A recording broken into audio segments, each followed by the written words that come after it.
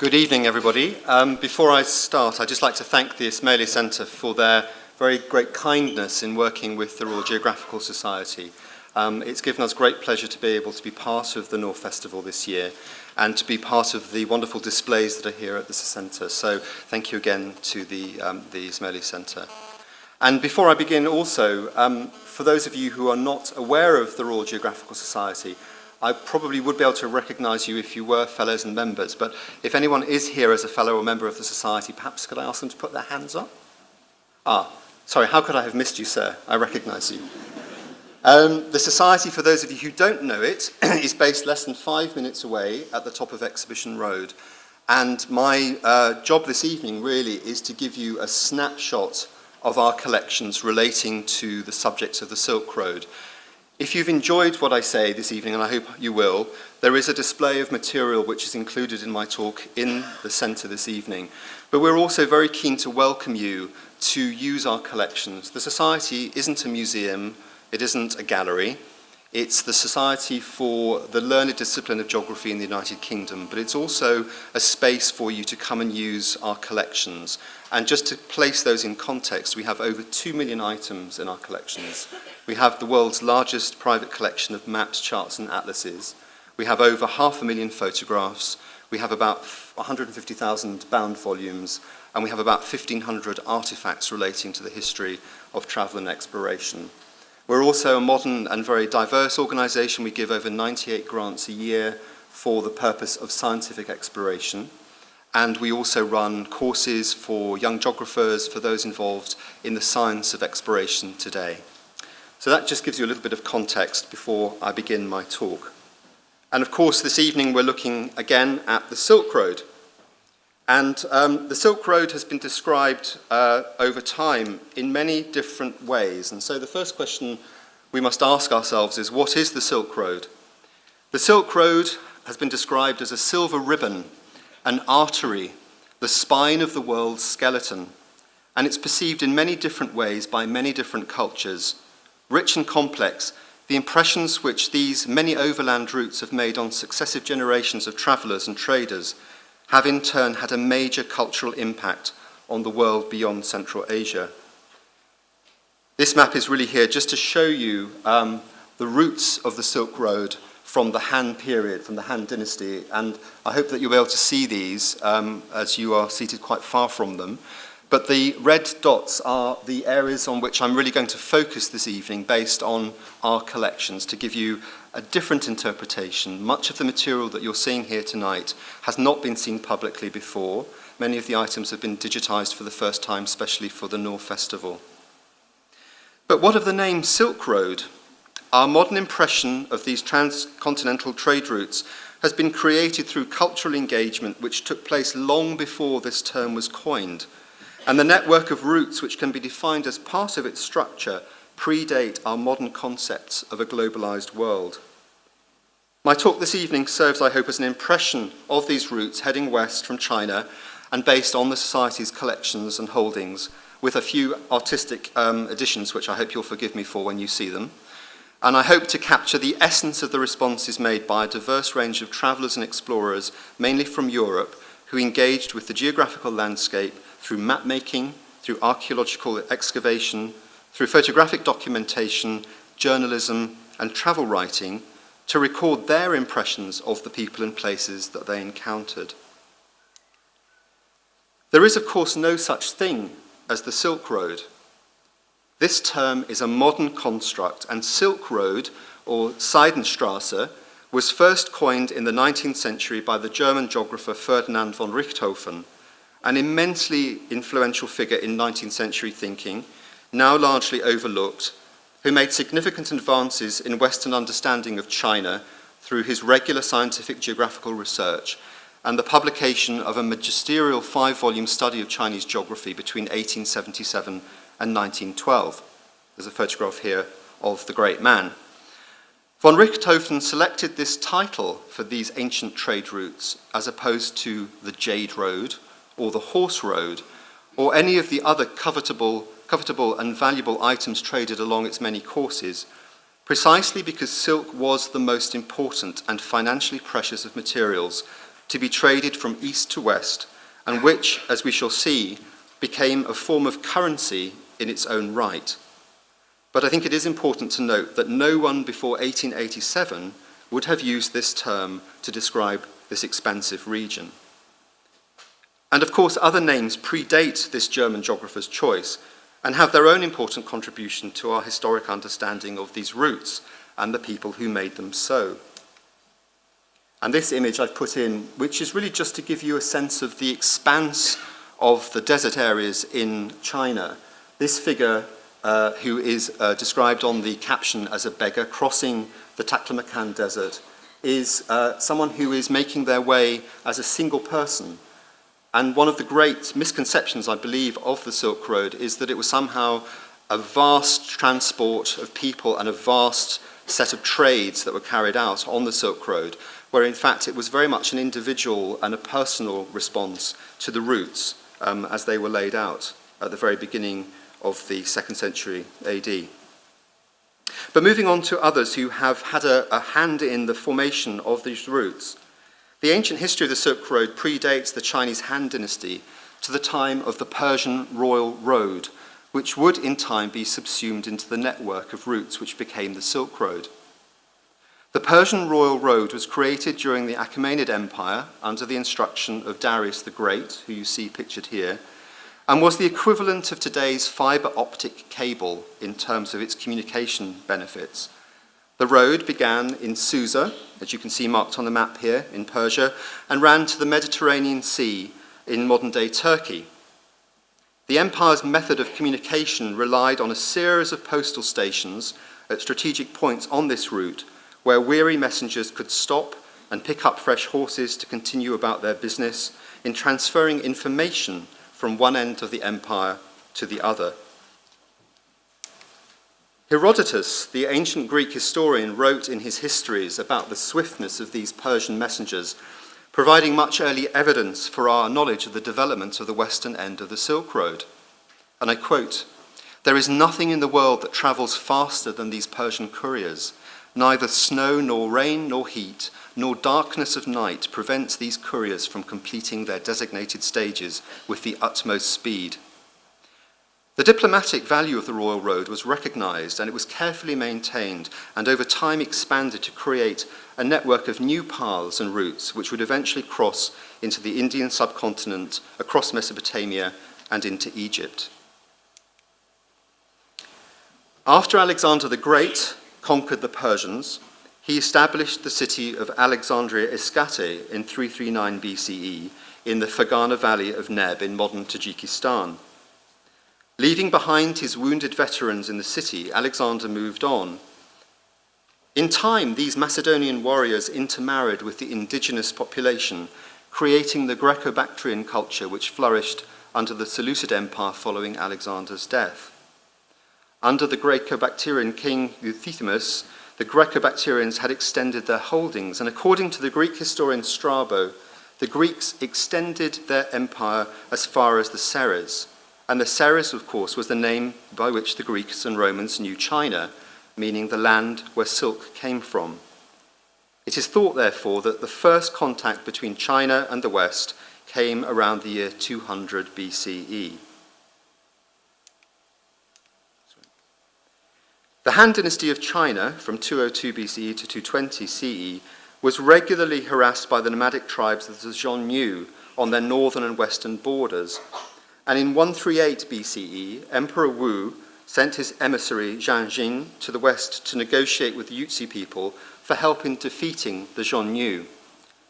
Zhang Jin's expedition led him into contact with many different cultures and civilizations in Central Asia, and among them, those whom he designated the Dayan, the great Ionians, who were the Greco-Bactrians descended from Alexander the Great's army. The Dayans had mighty horses, and Zhang Jin reported back to Wu that these could be employed effectively against the marauding Xiongnu. The consequence of this journey of the emissary was not only further contact between China and the West, but an organized and efficient horse breeding program throughout the land in order to equip a cavalry for China. And you'll see in this photograph what I think is almost a timeless image of horses, ponies being taken through water to refresh them, on the Silk Road. With the western horse of the Dian, the Han dynasty defeated the Xiongnu, and this success inspired the Emperor Wu to speculate on what else might be gained through trade with the West, and really then the Silk Road began its role in earnest in 130 BCE. As the Persians had demonstrated, effective travel across the landscape was dependent on short journeys between fixed points, and this tradition continued throughout the development of the Silk Road as a trading network. And you'll forgive me, if you're a horse rider, you can probably correct me on this next rather crude slide, but I think if you assess the length of the Silk Road, and that's almost an impossible thing to do because of the range of networks that it covers, it is at least a minimum of 4,000 miles in length. And if you look there on the left, you'll see that somebody riding a horse, which has not got very much to carry, and possibly might have to be changed during that distance, would be travelling for between 50 and 100 miles per day. And the average human being walking at a speed of 3.5 miles per hour is probably going to cover about 25 miles. Weighed on top of that, and this changes throughout periods of time, but if you look at maps of Britain during the medieval period, you'll see that many people travelled for less than 2 miles from the base of their home. It wasn't a great idea to travel beyond the limits of your known world. And so I would argue also that the development of the Silk Road was created around these pockets of knowledge and distance rather than these wide, expansive journeys that we sometimes think about on the route. Few, if any, figures would have had the resource or the time to travel for more than a day's ride, and evidence shows that those travelling these routes were often not pure traders, but those who might be on a diplomatic mission whilst also carrying out some trade on the side. Between 171 and 138 BCE, the king of Parthia campaigned to expand and consolidate his kingdom in Mesopotamia, and by 129 BCE, Mesopotamia came under Parthian rule, and with it came control of the Silk Road. The Parthians then became the central intermediaries between China and the West, and by the West I mean everything to the west of the Caspian Sea. And this provided another key point of interconnectedness on the route, local knowledge which could lead to a transfer of information about the best routes between traders and diplomats and others on their travels, and also the ability for local people to translate or interpret language. And I think this is also a contributor to the way in which language evolved as a result of the Silk Road. A variety of merchandise travelled along the Silk Road. Evidence from the excavations at Dunhuang in the 20th century by Aurel Stein demonstrate that few Roman coins have been found in grave sites, and when they are found, they often have 2 small holes drilled into the coinage, which indicates that they were sewn onto costumes as a form of talisman, carrying a sense of luck and good fortune, and also explaining their rarity in China. In fact, the greatest number of coins relating to a culture found in the region of Dunhuang have been Iranian coins, which in part is explained by the fact that the northern Mesopotamian region of present-day Iran became China's closest partner in trade as part of the Parthian Empire, initiating other important cultural exchanges. Paper, which had been invented by the Chinese during the Han Dynasty, and gunpowder, also a Chinese invention, had a much greater impact on culture than did silk.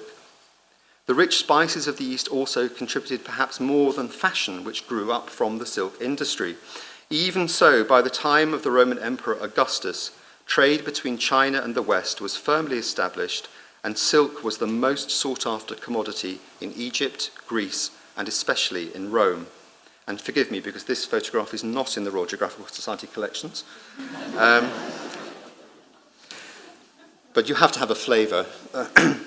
Prior to becoming Emperor Augustus, Octavius Caesar exploited the controversial topic of silk clothing to denounce his adversaries, Mark Antony and Cleopatra, as being immoral, as they both favoured Chinese silk, which was increasingly becoming associated with licentiousness. Octavian exploited the link from a political perspective to deprecate his enemies. And though Octavian triumphed over Antony and Cleopatra, he could do nothing to curtail the popularity of silk, which, as we all know, is cool in summer and warm in winter. And the historian Durrant writes that the Romans thought silk a vegetable product combed from trees and valued it at its weight in gold. Much of this silk came to the island of Kos, where it was woven into dresses for the ladies of Rome and other cities. In fact, in 91 CE, the relatively poor state of Messenia had to forbid its women to wear transparent silk dresses at religious initiations. By the time of Seneca the Younger, conservative Romans were more ardent than Augustus in decrying the Chinese silk as immoral dress for women and effeminate attire for men. These criticisms did nothing to stop the silk trade with Rome, however, and the island of Kos became wealthy and luxurious through their manufacture of silk clothing. As Durrant continues, Rome enjoyed an unfavourable balance of trade, cheerfully buying more than she sold, but still exporting rich goods to China, such as carpets, jewels, amber, metals, dyes, drugs, and glass. And up through the time of the Emperor Marcus Aurelius, silk was still one of the most valued commodities in Rome, and no amount of conservative criticism seemed to be able to slow the trade or stop the fashion.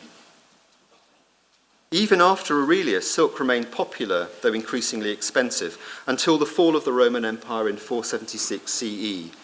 Rome was survived by its eastern half, which came to be known as the Byzantine Empire, and which carried on the Roman infatuation with silk. Around 60 CE, the West had become aware that silk was not grown on the trees in China, but was actually spun by silkworms. And the Chinese had very purposefully kept the origin of silk a secret, and once it was out, carefully guarded their silkworms and their process of harvesting the silk. The Byzantine Emperor Justinian, tired of paying the exorbitant prices the Chinese demanded for silk, sent 2 emissaries disguised as monks to China to steal silkworms and to smuggle them back to the West. The plan was successful and initiated the Byzantine silk industry. And when the Byzantine Empire fell to the Turks in 1453 CE, the Ottoman Empire closed off its links with the Silk Road and cut most of its ties with the West. So in summary, giving you that very brief historical survey, the greatest value of the Silk Road was the exchange of culture, art, religion, philosophy, technology, language, science, architecture, and every other element of civilization exchanged along those routes with the commercial goods the merchants carried from country to country. However, it should also be said that along the network of routes, disease could also travel, as is evidenced in the spread of the bubonic plague of 542 CE, which is thought to have arrived in Constantinople by way of the Silk Road and which decimated the Byzantine Empire. The Silk Road also saw a change in pace, forced when merchants took to the sea to ply their trade through the initiation of the Age of Discovery between 1453 and 1660, which led to a worldwide interaction and the beginnings of the truly global community. The main feature of the central part of the Silk Road, and this map is quite difficult to read, but you'll see in the centre there, if you look to the right of the map, sort of mid-right, you'll see the Taklamakan Desert is marked there. Of course, the geographical landscape of this region really formed and shaped the routes that the Silk Road took. The area between the eastern Iranian plateau and the Gobi Desert was important because it connected Iran, India, and China without being a homogeneous culture in itself. The region was therefore influenced by 3 civilizations directly, but also by the oases along the routes and by the cultures of the nomadic peoples who inhabited the steppes and lands of Central Asia.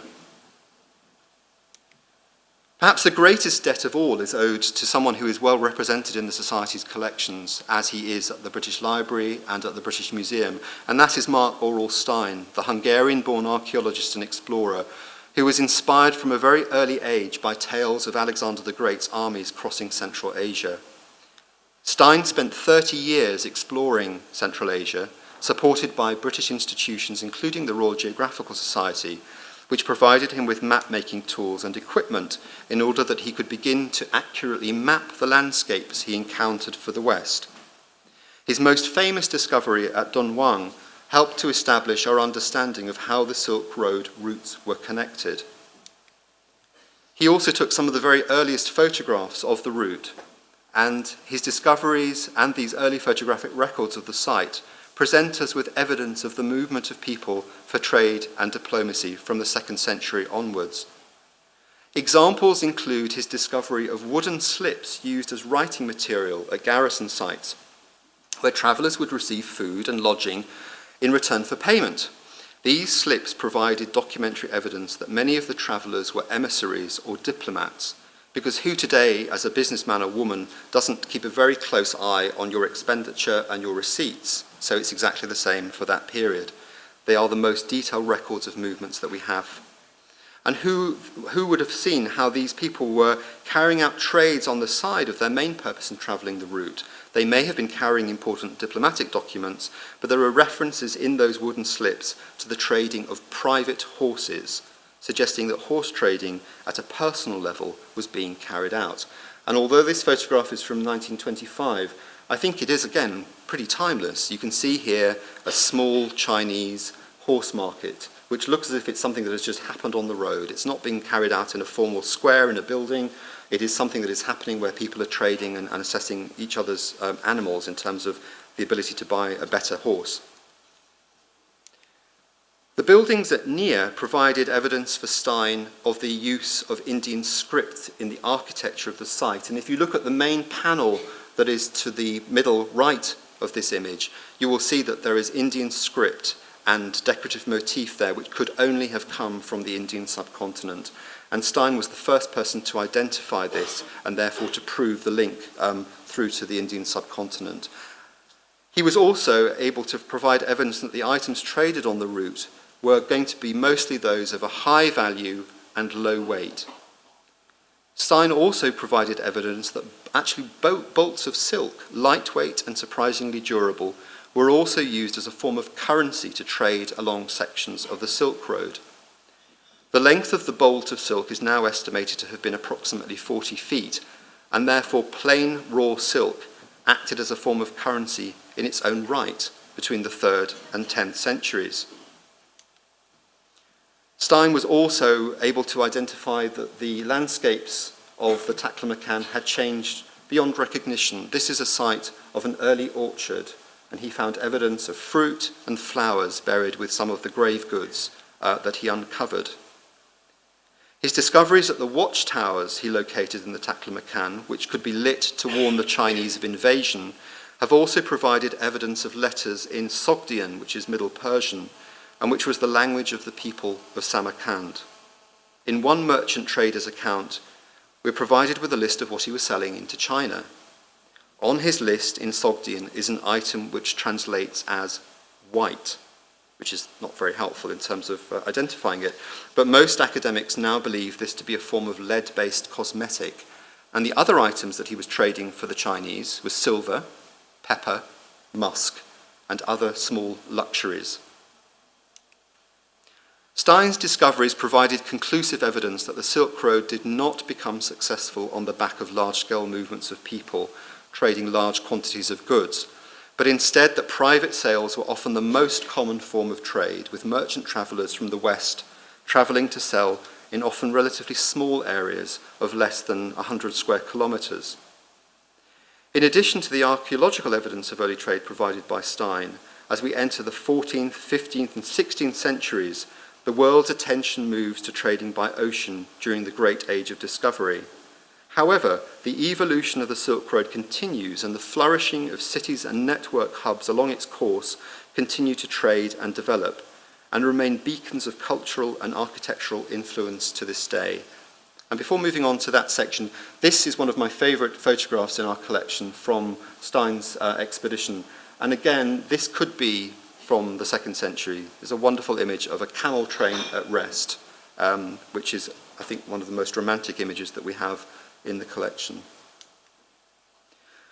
Moving on to the Silk Road of the imagination, the literary and cultural references that come through from the medieval period onwards.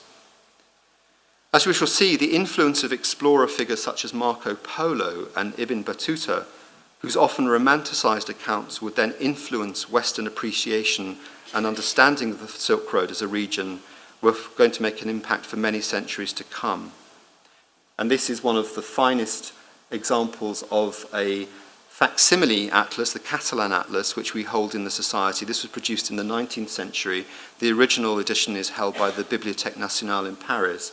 But this is one of the most detailed written accounts of trade through Africa, the Middle East, and onto the Silk Road, and it's one of the first maps to show the Silk Road from this period. By the 17th century, cities such as Astrakhan had grown wealthy through contemporary trade generated by the Silk Road. As Russia's gateway to the Orient, with traders settling in the cities from Persia, India, and Khiva, it continued to have a cosmopolitan feel and flair, and provided a point of access for Russian interests into the East. By the 18th century, European figures had begun to travel for pleasure, and whilst the Silk Road itself remained geographically remote, the Grand Tour afforded the wealthy European traveller sight of the scenes of great wealth from the ancient world linked to the economies of these routes at their very western tips. This is a wonderful painting which records the journey made in 1751 by James Dawkins and Robert Wood, who set out on an expedition to study the remains of the ancient city of Palmyra in Syria. Both men were fascinated by exploration, and at this time there was a huge interest in rediscovering the ancient world. The findings and drawings of men such as Dawkins and Wood helped to inform the taste for the neoclassical that was sweeping Europe, and here Hamilton has shown the men with their Turkish escorts as they approach Palmyra. It's presented as a scene from classical history with the two explorers dressed in togas. James Dawkins died in 1757, and this painting was commissioned by his brother Henry to commemorate his important studies in the city. One of the focuses I would like to make this evening is to look at one of the cities along the route, the network route, on the northern route towards the west, and that is Samarkand. Again, just looking at how the city was seen by or perceived by Europeans. This is an illustration from a novel by Jules Verne from the 19th century, and the enormous romanticism that was attached to the city, I think, is very apparent through this etching engraving. Located in Uzbekistan, Samarkand is one of the world's oldest cities, dating back, according to some historians, to before 530 BCE. For centuries, Samarkand was a trading post on the Silk Road. Its legendary bazaars provided a colourful abundance for travellers, and the city was defined by Colin Thubron as being on the edge of geography.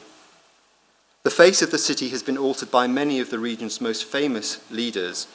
Alexander the Great, Genghis Khan, who destroyed the city in 329 BC, and the Mongol leader Timur Ileng, or Tamerlane, who rebuilt the city as the capital of his remarkable and vast empire in the 14th century.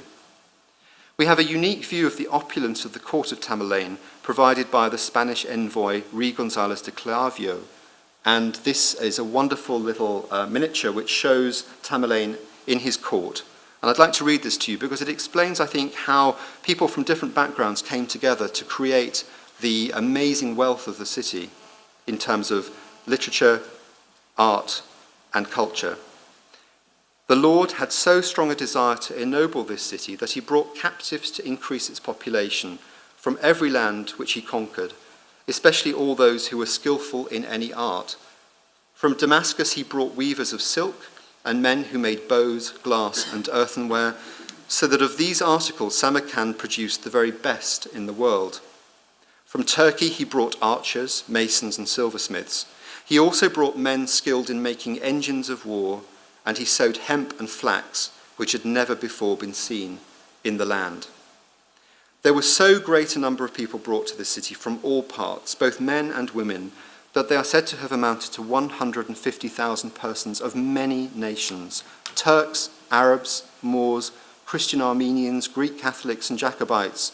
Christians, there was such a multitude of these people that the city was not large enough to hold them, and it was wonderful what a number lived under trees and in caves outside. Now, it's very debatable in terms of that account as to exactly what was meant by brought captive.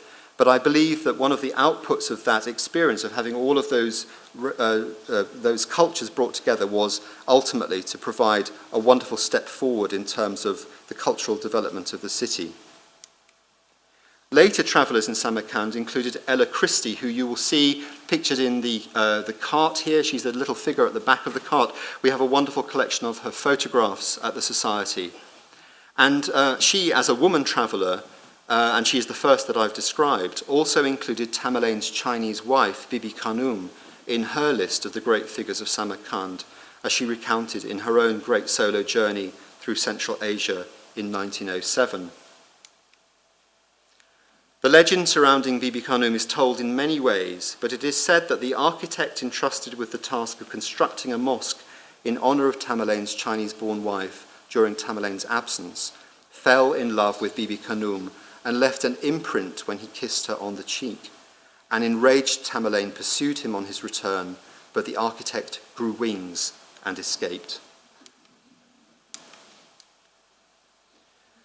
The city is also, of course, linked in the imagination with the name of Scheherazade and influenced many later literary traditions, from the Moroccan 14th century explorer Ibn Battuta, who called it one of the greatest and finest cities and most perfect of them in beauty, to the late 19th century diplomat and writer James Elroy Flecker, who described how we take the golden road to Samarkand, to the colour of gold and the aura which Ella Christie described as being a wonderfully translucent atmosphere where every atom of dust helps to radiate a golden glory. And here we see an example of the influence. This is the Duchess of Devonshire wearing a costume for a party in London at her home in Piccadilly, which has been inspired by Samarkand and inspired by the stories of Scheherazade. And again, looking at the geography of the site of Samarkand, Samarkand is the point in the middle, the slightly grey point in the middle. You see it nestles there within the mountain ranges. It provides a perfect route as a network hub on the Silk Road. And here you see the original citadel, which is in the very dark black space on the left of the central area, and then the city as it had developed over centuries. And then these are some wonderful images, which we have originals here for you this evening. Some of the first photographs of Samarkand, which were taken by one of the German-Russian expeditions in the early part of the 1920s. It's probably better to see the originals which are on the table displays. Before we move on to a different approach to the Silk Road, and this is the work of someone called Morgan Phillips Price, whose album we present this evening on the far side of the room. And he provided a different set of considerations and observations of the Silk Road. Originally a liberal political candidate in the first decade of the 20th century, Phillips Price took an anti-war stance at the outbreak of the Great War, joining the Anti-War Union of Democratic Control at its inception. And in 1914 he published The Diplomatic History of the War. He was then recruited by the famous C.P. Scott of the Manchester Guardian, and he became a war correspondent for the Eastern Front. As a Russian speaker, he was subsequently able to observe and report on the Russian Revolution. And in 1921, he returned to Britain and published My Reminiscences of the Russian Revolution. And the album which we have is his private collection of photographs and carte postale, and also his Russian passport. So you're very welcome to look at that afterwards. And you see these wonderful images, postcards that were created for Russian consumption in the city, and also his own images of some of the most important sites of the city. And this, I think, is extraordinary. This is a wonderful view from what must be the top of one of the minarets, looking down at those going to prayer in the main mosque. And also a throwback, perhaps, to some of those earlier travellers exchanging silk in garment form, those wonderful women of Samarkand in their beautiful silk coats and dresses. And then, of course, the tomb of Tamerlane himself. And this, which is one of the most wonderful street scenes, bearing in mind that photography, even in the 1920s, was a real art form. It wasn't a case of getting out a digital camera, taking a photograph and then deleting it and taking another one. You would have to stand to take these photographs. Even if you were using a small box camera, every photograph would count. And there's also an interesting psychological aspect of why he chose to take photographs of certain sites during his journey through the city. He travelled further, he went to Bukhara, and I'll let you have a look at these in the original album after the talk. Moving on into the mid-20th century, or the early 20th century, the mid-20th century, Freya Stark had described the Silk Road as the oldest, the richest, the longest, the most persistent of all the checkered streams of trade. And she really reflected a growing breed of women travellers in the Middle East and Central Asia. And here we see, again, wonderful images, these from Baghdad from the 1920s, by the solo woman traveller Marion O'Connor, and her album is here this evening. We have a series of 8 of her very large leather-bound albums. She was a proto-geographer. She created maps of all of her routes. She documented every single photograph that she took. And because part of our role as an organisation today is to use these early photographs to reinterpret what we see, we're not looking at them through a colonial lens. We're looking at them for evidence, either evidence of social culture or looking at them in terms of evidence for clothing or architecture. And she has provided us with one of the most extraordinary collections. She travelled, as did Freya Stark, Isabella Bird, and Gertrude Bell. And her role, really, as a photographer, was to be able to capture the confidence and the trust of those that she photographed, including many women. And here you see a series of photographs from the streets of Baghdad, which would have been forbidden to any European male photographer travelling at that time or at any time. These are personal travel photographs from an age when travel as a leisure pursuit was still very much the privilege of the few, but they provide us with a rich legacy of evidence today.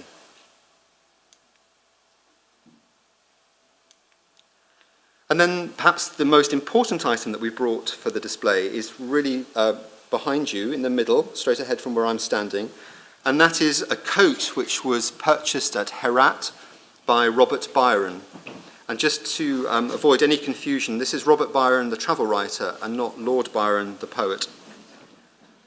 In 1933, Robert Byron set out on a journey through the Middle East via Beirut, Jerusalem, Baghdad, and Tehran to Oxiana, the country of the Oxus, the ancient name for the river Amu Darya, which formed part of the border between Afghanistan and the then Soviet Union. His journey, crisscrossing the path of the Silk Road, was recounted in his groundbreaking book, The Road to Oxiana, which provides one of the rare accounts of the architectural treasures of a region which has undertaken so much change and become ultimately inaccessible to Western travellers. On this map you see his routes through the region, and he was described by Paul Fussell as what Ulysses is to the novel Between the Wars and what the wasteland is to poetry, The Road to Oxiana is to the travel book. Witty and sharp-sighted, Byron's acute sense of place provides a scholar's detailed account of the sites which he visited, wrapped in the style of a 1930s dilettante.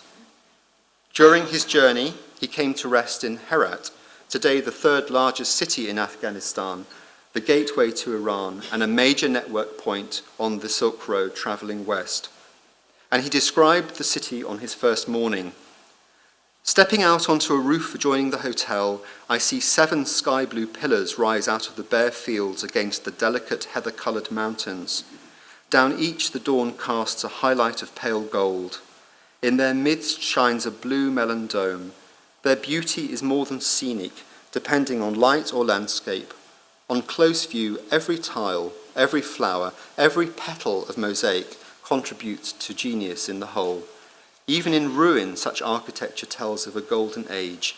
Has history forgotten it? Not quite. The miniatures of Herat in the 15th century are famous, both for themselves and as a source of Persian and Mughal painting afterwards. But the life and the men that produced them, and these buildings as well, hold no great place in the world's history. The reason is that Herat lies in Afghanistan, while Samarkand, the capital of Timur, has a railway to it. Afghanistan, till literally the other day, has been inaccessible. Samarkand, for the last 50 years, has attracted scholars, painters, and photographers. Herat remains a ghost. Strolling up the road towards the minarets, I feel as if one might feel when lighting on a lost book of Livy or an unknown Botticelli. It is impossible, I suppose, to communicate such a feeling. But of course, Byron achieves just that through his writings, and if you haven't read the book, I would really recommend it to you. And he effectively creates a contemporary awareness of the landscapes and people of the Silk Road that he encounters, and one to which many of today's great travel writers would fully acknowledge their indebtedness. In addition to the selected images from his travels, we are proud to have the coat which he purchased during his travels around Herat, and it's one which reflects the multifaceted nature of exchange along the Silk Road. Whilst not made of silk, it comprises patchworks of materials common to the region, and we are delighted to be able to lend it for this exhibition. Once at the heart of the Silk Road trade route, Herat has a long tradition of producing silk, used to weave carpets and silk clothing, and the process dates back thousands of years and has kept thousands of families who live there in business. And today, the Department of Agriculture in Afghanistan has provided some 5,050 silkworm boxes to several districts to revive silk production in the region.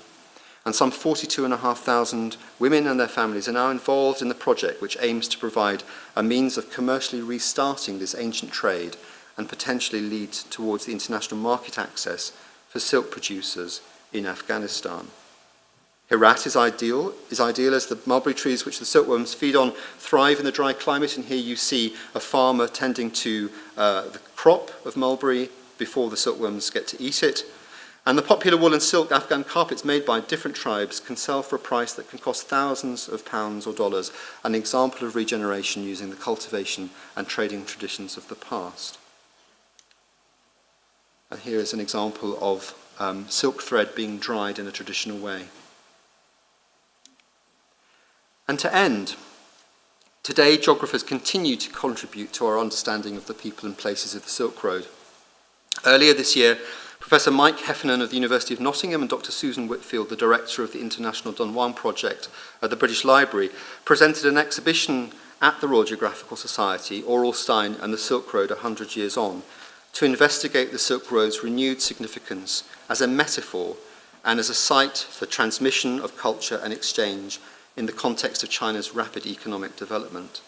Their aim, and our aim, I think, is to spark new conversations between Silk Road scholars, other arts and humanities and social scientists, and to bring together knowledge exchange which will provide practical applications and support a public reimagining of the Silk Road as an ancient long-distance routeway linking towns and cities from eastern China to Western Europe, so that it finally speaks to 21st century global concerns. Thank you very much.